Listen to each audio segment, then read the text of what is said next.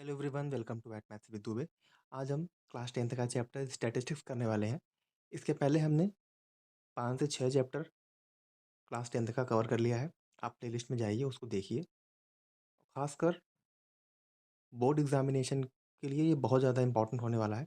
उसका रीज़न ये है क्योंकि मैं जो वीडियो बना रहा हूँ वो छोटा, क्रिस्प और टू द पॉइंट रिवीजन के लिए। खासकर जब आप बोर्ड एग्ज़ाम देने जाने वाले होंगे तो वो आप एक दिन के अंदर मेरे वीडियो से रिवीजन कर सकते हैं। और साथ में ही मैं क्लास 9th के लिए वीडियो लेके आ रहा हूँ। उसका फर्स्ट चैप्टर मैं कवर कर लिया हूँ, जो कि नंबर सिस्टम है। और भी जो वीडियो है मेरे इसी यूट्यूब चैनल पे आपको मिलेगा। आप चैनल को ज़्यादा से ज़्यादा लाइक, शेयर, सब्सक्राइब जरूर करें, क्योंकि आपका सपोर्ट बहुत ज़्यादा इंपॉर्टेंट है मेरे लिए। अब हम अपना चैप्टर शुरू करते हैं। स्टैटिस्टिक्स ये मैथमेटिक्स का ब्रांच है जो कि डील करता है collection, presentation, organisation, interpretation of data. मतलब कि जो हमारा स्टैटिस्टिक्स होता है वो ब्रांच ऑफ मैथमेटिक्स ही है जो कि डील करता है कलेक्शन, प्रेजेंटेशन, ऑर्गेनाइजेशन और इंटरप्रिटेशन ऑफ डाटा से। ठीक है, एक एग्जांपल हम समझते हैं। जैसे एक यहाँ पे दिया गया है कि 5 स्टूडेंट्स हैं जिनका मैथमेटिक्स में मार्क्स है 45, 50, 55, 60, 65। ठीक है, 5 बच्चे हैं, उनका ये नंबर दिया गया है मैथमेटिक्स का। तो ये नंबर क्या होते हैं हमारे, उसको हम बोलते हैं डाटा। ठीक। और when we collect, organize, analyze this data, we are using statistics। मतलब जैसे ये डाटा हो गया, ये नंबर, तो अगर हम इसको कलेक्ट करें, ऑर्गेनाइज कर दें और एनालाइज करें इस डाटा का, तो यही हमारा होता है स्टैटिस्टिक्स। थोड़ा इसको बोलना टफ होता है, लेकिन अब हम बढ़ते हैं अपने नेक्स्ट कॉन्सेप्ट की तरफ, जो कि है सेंट्रल टेंडेंसी।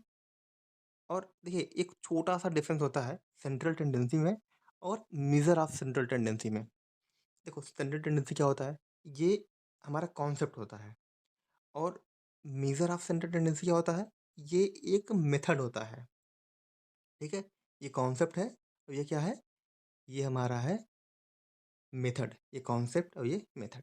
ठीक है, तो इसको भी हम देखते हैं ये क्या होता है, तो इसका एग्जांपल भी देखेंगे। तो स्टैंडर्ड टेंडेंसी क्या होता है, single value that represent the whole data. मतलब जैसे यहाँ पे एक डाटा दिया गया है ना, तो इसमें एक वैल्यू होगी जो पूरे के पूरे डाटा को क्या करेगा, रिप्रेजेंट करेगा। जैसे मार्क्स ऑफ 5 स्टूडेंट यहाँ पे दिया गया है 40, 45, 50, 55, 60। तो ये क्या है, these marks are centred around 50। तो ये सारे मार्क्स क्या हैं, 50 के अराउंड क्या है, सेंटर्ड है। मतलब जैसे 40 क्या है, लेस देन 10। मतलब 50 से लेस देन 10 है ये, 5 लेस देन है ये, मोर देन 5 है ये, क्या है, मोर देन 10 है। मतलब अगर मैं एक सेंटर डाटा पकड़ूँ, वो क्या आ जाएगा हमारा 50। अब ये सारे डाटा क्या है, वो 50 के अराउंड में ही है, थोड़े ज़्यादा थोड़े कम ऐसे करके दिया गया है। तो इसी को हम बोल देते हैं, ये क्या हमारा क्या है, ये हमारा सेंटर्ड है। ये हमारी होती है सेंट्रल टेंडेंसी। मतलब एक सिंगल वैल्यू 50 हमारा, मान लो ये क्या है, सिंगल वैल्यू है जो कि रिप्रेजेंट करता है होल डाटा को। और मेजर ऑफ सेंट्रल टेंडेंसी क्या होता है, ये क्या है, मेथड है। मैंने आपको बताया ना, ये क्या है, कॉन्सेप्ट, ये क्या है, method. Methods use to find that value such as mean, median, mode. मतलब देखो, अगर ये मेथड है तो कौन कौन से मेथड से निकलता होगा, तो ये यहीं पे दिया गया है। मीन से भी निकाल सकते, मीन, मीडियन, मॉड, ये मेथड है उसके। अगर हम ऐसे बोल दें कि mean, median are called measure of central tendency because they represent the central value of a data set. समझ में आया कि मीन, मीडियन, मॉड को हम central measure of central tendency बोल सकते हैं, क्योंकि ये करते क्या है, ये रिप्रेजेंट कर रहे हैं central value of a data set को। ठीक है, देखो, जो मैं अभी आपको बता रहा था, सेंट्रल टेंडेंसी एक कॉन्सेप्ट है, एक अब्स्ट्रैक्ट आइडिया है। ठीक है, जैसे डाटा सेंटर्स अराउंड 50, ये सारे डाटा किसके अराउंड है, 50 के अराउंड है। और मेजर ऑफ सेंट्रल टेंडेंसी क्या है, ये एक न्यूमेरिकल मेजर है, मेथड है। जैसे अब मीन के थ्रू इसको हम निकाल सकते हैं। हमारा मीन समझो, अगर हम मीन क्या हो जाता है, sum of observation upon total number of observation, ऐसे करके। तो इस मेथड से हम निकाल सकते हैं कि जो यहाँ पे डाटा आएगा जो कि रिप्रेजेंट करेगा होल डाटा को, वो क्या हो जाएगा, 50। ठीक है? अब हम बढ़ते हैं अपने नेक्स्ट कॉन्सेप्ट की तरफ। अगर आपको ये नोट्स चाहिए, तो ये आपको नोट्स में मिल जाएगा। आप बस नीचे कमेंट सेक्शन में मेंशन कर दीजिएगा नोट्स, ये नोट्स आपको पीडीएफ फॉर्म में मिल जाएगा। चैनल को लाइक, सब्सक्राइब करना ना भूलें। ठीक, नेक्स्ट कॉन्सेप्ट। सेंट्रल टेंडेंसी में 3 टर्म्स आया है। क्या-क्या? मेजर ऑफ सेंट्रल टेंडेंसी में 3 टर्म्स आया है। क्या-क्या? Mean, median, mod. तो एक रफ आइडिया ले लेते हैं इसके बारे में कि मीन क्या होता है, मीडियन क्या होता है, मॉड क्या होता है। तो मीन क्या होता है? Average of data. जो भी डाटा आपको दिया रहा है, जैसे यहाँ पे ये सारे डाटा दिया गया है ना, तो इसका हम एवरेज ले लेंगे, तुम्हारा आ जाएगा मीन, मतलब sum of all observation upon total number of observation. देखो, मैं नोट्स बना के लाया हूँ ताकि मुझे पढ़ाने में भी आसानी हो, आपको पढ़ने में भी आसानी हो, क्योंकि जो लिखी हुई चीज़ें होती हैं ना, वो थोड़ा सा इनिशियल फेज में जल्दी समझ में आती हैं। ठीक, sum of all observation upon total number of observation. Example में यहाँ पे मैंने डाटा ले लिया 2, 4, 6, 8, 10, 12। अब क्या करते हैं, इसका सम कर लेते हैं। ये सारे ऑब्जर्वेशन का मैंने सम कर लिया, तो यहाँ पे सम किया। फिर टोटल नंबर ऑफ ऑब्जर्वेशन, यहाँ पे टोटल नंबर कितने हैं, ये 1, 2, 3, 4, 5, 6, यहाँ पे 6 कर लिया, ऐड किया, 42 आया। अब डिवाइड कर दिया 6 से, तो यहाँ पे कितना आ गया, 7। तो इसका मीन कितना निकल के आ गया, 7। अब मीडियन निकालते हैं। तो मीडियन क्या होता है, middle value of the data. जैसे यहाँ पे ये डाटा दिया गया है, इसका मिडिल वैल्यू। लेकिन ऑब्जर्वेशन को आपको अरेंज करना पड़ेगा असेंडिंग या डिसेंडिंग ऑर्डर में, फिर जाके आपकी मिडिल वैल्यू निकल के आएगी। जैसे एग्जांपल हम यहाँ पे लिए हैं 3, 5, 9, 11, 7। तो इसकी मिडिल वैल्यू, अगर इसमें मिडिल वैल्यू ले लूँ 9, तो क्या ये सही रहेगा? नहीं, बिकॉज यहाँ पे बोला है कि ऑब्जर्वेशन को अरेंज करना है, या तो असेंडिंग में या तो डिसेंडिंग में। तो हम इसको अरेंज कर देते हैं। ठीक, करो। 3, 5, 3, 5, फिर 7, फिर 9, फिर 11। तो मैंने क्या कर दिया, असेंडिंग ऑर्डर में, मतलब पहले सबसे छोटा, फिर उससे बड़ा, फिर उससे बड़ा, फिर उससे बड़ा, लास्ट में सबसे बड़ा। तो ये ऐसे करके हम अरेंज कर दिए। अब मिडिल वैल्यू ले लेते हैं। तो देखो, इधर से 1, 2, 3, 4, 5। तो देखो 1, 2, 1, 2, ये हमारा क्या हो जाएगा, मिडिल वैल्यू। यहाँ से 7 निकल के आ गया हमारा मीडियन। ठीक, बस ऐसे निकालना है। कितनी वैल्यू दिया रहेगा, डाटा दिया रहेगा आपको, उसमें से करना क्या है, पहले या तो आप उसको असेंडिंग ऑर्डर में कर लो या फिर डिसेंडिंग ऑर्डर में कर लो। उसके बाद जो मिडिल टर्म रहेगा वो हमारा क्या आ जाएगा, मीडियन। ठीक, मॉड, मॉड क्या होता है, वैल्यू दैट अकर्स मोस्ट, मतलब जो वैल्यू सबसे ज़्यादा बार फ्रिक्वेंटली आई रहेगी, वही हमारा क्या होता है, मॉड होता है। एग्जाम्पल यहाँ पे दिया है 2, 3, 3, 4, 4, 5, 4। तो इसमें देखो 2 1 टाइम्स आया है, 3 2 टाइम्स आया है, 4 यहाँ पे 3 टाइम्स आया है। 4 कितनी टाइम्स आया है, 3 टाइम्स। तो 4 हमारा क्या हो जाएगा, मॉड। तो यहाँ पे 4 हमारा आ गया मॉड। तो मीन समझ में आया, एवरेज ऑफ डाटा, जो भी डाटा दिया रहेगा उसका आपको एवरेज लेना पड़ेगा। मीडियन में क्या करना है, मीडियन में middle value of the data, बस ऑब्जर्वेशन को अरेंज करना पड़ेगा असेंडिंग और डिसेंडिंग ऑर्डर में, फिर आपको जो मिडिल डाटा रहेगा, मिडिल वैल्यू रहेगी, वही आपको मीन मिल जाएगी। नेक्स्ट में मॉड में क्या करना है, जो वैल्यू सबसे ज़्यादा बार या फ्रिक्वेंटली आई रहेगी, वही हमारी हो जाती है क्या, मॉड। तो ये 3 कॉन्सेप्ट हो गए।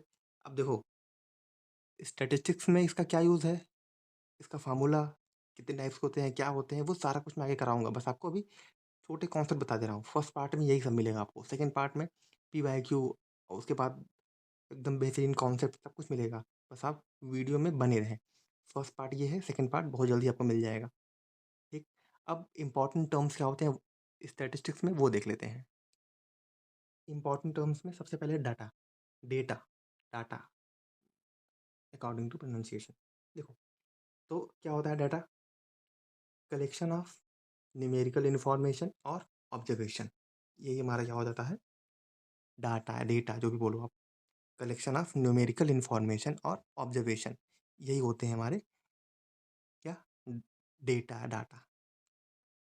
5 बॉयज़ का वेट यहाँ पे दिया गया है। ये सब क्या है, इसके यूनिट कितने हैं, सब केजी में है।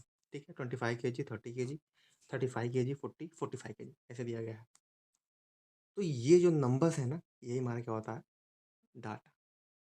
ठीक है, ये छोटा-सा टर्म्स था, डाटा मैं आपको बता दिया। अनग्रुप्ड डाटा क्या होता है और ग्रुप्ड डाटा क्या होता है, या डेटा, प्रोनाउंसिएशन पे आप मत जाना, बस आप समझो। अनग्रुप्ड डाटा क्या होता है? तो अगर जो डाटा या डेटा जो होता है, वो किसमें हो? ओरिजिनल फॉर्म में हो, without arranging it into class interval और ग्रुप। इसका सिंपल सा मतलब ये है, जो गिवन डेटा रहेगा, अगर वो अपने ओरिजिनल फॉर्म में रहेगा, without arranging it into class interval और ग्रुप्स, मतलब ओरिजिनल फॉर्म में रहे, उसको हम क्लास इंटरवल या ग्रुप्स में अरेंज ना करें, वही हमारा हो जाता है अनग्रुप्ड डाटा। जैसे यहाँ पे 5 स्टूडेंट दिए गए हैं और उनका अटेंड मार्क्स यहाँ पे दिया गया है 40 है, 50, 60, 70, 80। तो अगर मैं इसको ऐसे ही लिख दूँ, तो ये हमारे क्या हो जाता है? अनग्रुप्ड डाटा जिसको हम बोलते हैं, मतलब not divided into class interval. तो वो हमारा क्या हो जाता है? Ungrouped data. देखो क्लास इंटरवल क्या होता है? जैसे ऐसे लिखा रहेगा 40 टू 50, 50 टू 60, 10 टू 30, 10 टू 20, ऐसे। अब हम देख लेते हैं अपना ग्रुप्ड डाटा क्या होता है।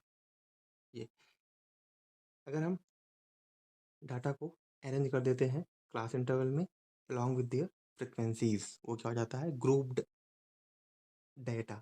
यहाँ पे क्या था?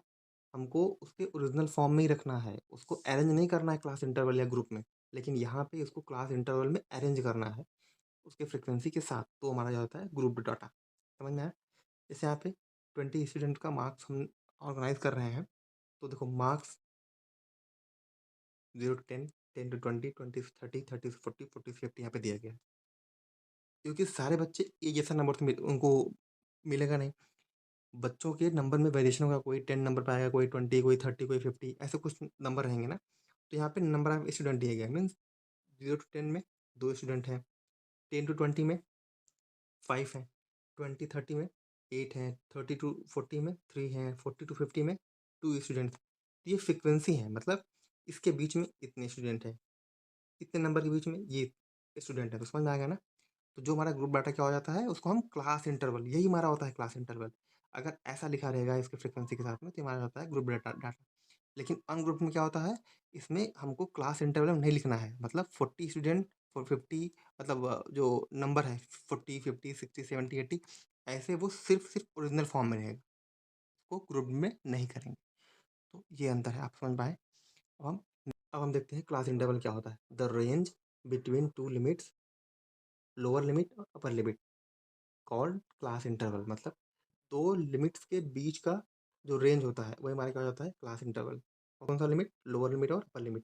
जैसे यहाँ पे लिखा है 20, 30, तो ये जो पहला वाला होता है, ये होता है लोअर लिमिट, और दूसरा वाला क्या हो जाता है? Upper limit. तो ये आप ध्यान रखिएगा। अब क्लास साइज क्या होता है? इसको हम डिनोट करते हैं एच से, डिफरेंस बिटवीन अपर लिमिट और लोअर लिमिट। यहाँ पे हमने देखा था ना, अपर लिमिट लोअर लिमिट, तो बस, तो ये क्या है? अपर लिमिट, ये क्या है? Lower limit. इसी के बीच का डिफरेंस क्या हो जाता है? Class size. जैसे यहाँ पे upper limit minus lower limit कर देंगे, तो हमारे क्या आ जाएगा? Class size. एग्जाम्पल यही ले लेते हैं, तो यहाँ पे क्लास इंटरवल दिया गया है 20, 30, बस फाइंड आउट करना है, तो lower limit, upper limit minus lower limit, यहाँ पे अपर लिमिट 30 माइनस 20, यहाँ पे निकल के आएगी वैल्यू किसकी? क्लास साइज की। तो यही हमारी क्लास साइज। तो आपको वीडियो जैसा भी लगा हो, कमेंट सेक्शन में जरूर बताइएगा। ठीक है, नेक्स्ट कॉन्सेप्ट क्या है? Class mark. क्या होता है? क्लास मार्क को हम मिड पॉइंट भी कह देते हैं। तो mid point of a class interval, mid point of a class interval क्या होता है? Class mark. क्लास मार्क निकालने का फॉर्मूला क्या है? Lower limit plus upper limit. ये सारा lower limit upper limit, lower limit upper limit में ही जो है डिस्कस हो रहा है। बस आप ध्यान ये रखिएगा कि लोअर लिमिट कौन सा वाला होता है, पहला वाला होता है कि दूसरा वाला होता है, अपर लिमिट कौन सा होता है, पहला वाला कि दूसरा वाला। हमेशा पहला वाला लोअर लिमिट और दूसरा वाला अपर लिमिट। जैसे यहाँ पे दिया है ना, ये लोअर लिमिट, ये अपर लिमिट। तो अगर मैं lower limit plus upper limit दोनों को ऐड करके और डिवाइड बाई 2 कर दूं, तो वही माना जाता है क्लास मार्क। मतलब मिड पॉइंट, मिड पॉइंट किसका? क्लास इंटरवल का। तो अगर हमको निकालना हो, एग्जांपल देख लेते हैं। क्लास इंटरवल दिया गया है 20, 30, तो 20 प्लस 30 किया, डिवाइड बाई 2 किया, कितना जाएगा? 25। तो ये हमारा क्या हो जाएगा? Class mark. क्योंकि 20 और 30 के बीच का जो पॉइंट होगा, वही हमारा क्या हो जाएगा? Class mark. ठीक है, नेक्स्ट कॉन्सेप्ट की तरफ बढ़ सकते हैं। जो कि है क्लास बाउंड्री। क्लास बाउंड्री क्या होता है? तो क्लास बाउंड्री है the true limits of a class interval. वही होती है हमारी क्लास बाउंड्री। मतलब या क्लास बाउंड्री को हम ऐसे भी समझ सकते हैं कि actual limits of a class interval that separate one class from the next without leaving any gap. मतलब समझो, देखो, एक हमारा यहाँ पे क्लास इंटरवल दिया गया है 10 to 19, और फिर दूसरा है 20 to 29। ये बोल रहा है कि actual limit of a class interval, actual limit of a class interval. यहाँ पे दो क्लास इंटरवल दिए गए हैं, एक ये और एक ये, that separate one class from the next without leaving any gap. मतलब कि ये सेपरेट होगा एक क्लास दूसरे क्लास से बिना किसी गैप के। देखो, लेकिन यहाँ पे क्या है, यहाँ पे 10 to 19 है, लेकिन यहाँ पे क्या है 20 to 29 है। यहाँ पे गैप आ रहा है ना, तो ये गैप नहीं होना चाहिए। तो इसको कैसे हम करेंगे कि ताकि यहाँ पे गैप ना आए?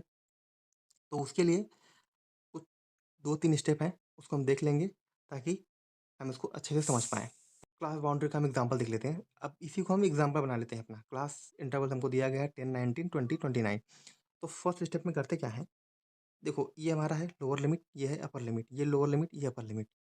तो ये जो हमारा अपर लिमिट है ना, फर्स्ट का अपर लिमिट और सेकंड का लोअर लिमिट, समझा आपने?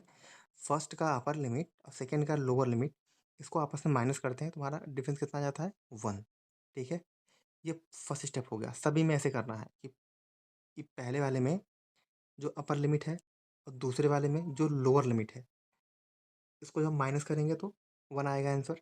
सेकेंड स्टेप में जो गैप आया, ये गैप कितना का था, 1 का था ना, तो इसी को डिवाइड कर देंगे 2 से, कितना आ जाएगा 0.5। अब इसी लिमिट को हमको एडजस्ट कर देना है। करना क्या है, पहले वाले में से 0.5 माइनस करेंगे, दूसरे वाले में 0.5 प्लस करेंगे, फिर इसमें माइनस, फिर इसमें प्लस। तो यहाँ पे माइनस किया 9.5, यहाँ पे प्लस किया तो 19.5, यहाँ पे माइनस किया तो 19.5, यहाँ पे प्लस किया तो 29.5। अब देखो, ये इस डेफिनेशन में बिल्कुल आ गया ना कि actual limit of a class interval that separate one class from the next without leaving any gap. जब वो सेपरेट हो रहा है वन क्लास से अनदर क्लास पे, तो वो क्या हो रहा है, विदाउट लिविंग एनी गैप। यहाँ पे कोई गैप नहीं है। 9.5, 19.5, फिर स्टार्ट हो रहा है 9.5 to 29.5, यहाँ पे कोई गैप नहीं है। ये हमारी होती है क्लास बाउंड्री। अब हम नेक्स्ट कॉन्सेप्ट की तरफ बढ़ते हैं, वो हमारा क्या है, इंक्लूसिव और एक्सक्लूसिव क्लासेस। तो इंक्लूसिव का मतलब होता है कि ये दोनों लिमिट्स को इंक्लूड कर रहा है। जैसे ये क्लास इंटरवल दिया गया है 10, 19, तो ये दोनों को इंक्लूड करेगा। और एक्सक्लूसिव क्लासेस में क्या होता है, अपर लिमिट को एक्सक्लूड कर देगा। समझा आपने?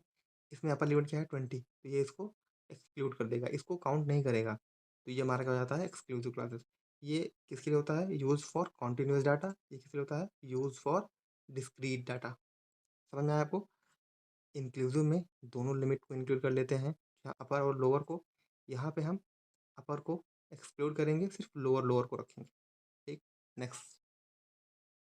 अगर हमको कन्वर्जन करना हो इंक्लूसिव क्लासेस का इनटू एक्सक्लूसिव क्लासेस में, तो कैसे करेंगे?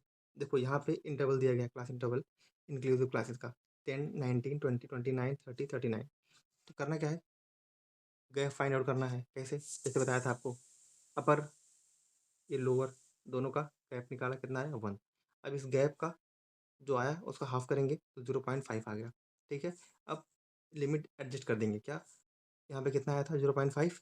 ठीक है, अब फिर लोअर में 0.5 माइनस, अपर में 0.5 प्लस, इसमें माइनस, इसमें प्लस, इसमें माइनस, इसमें प्लस।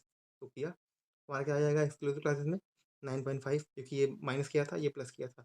यहाँ इस साइड वाले में, अपर वाले में सारे प्लस होते चले जाएंगे, इस लोअर वाले में सारे के सारे माइनस होते चले जाएंगे 0.5।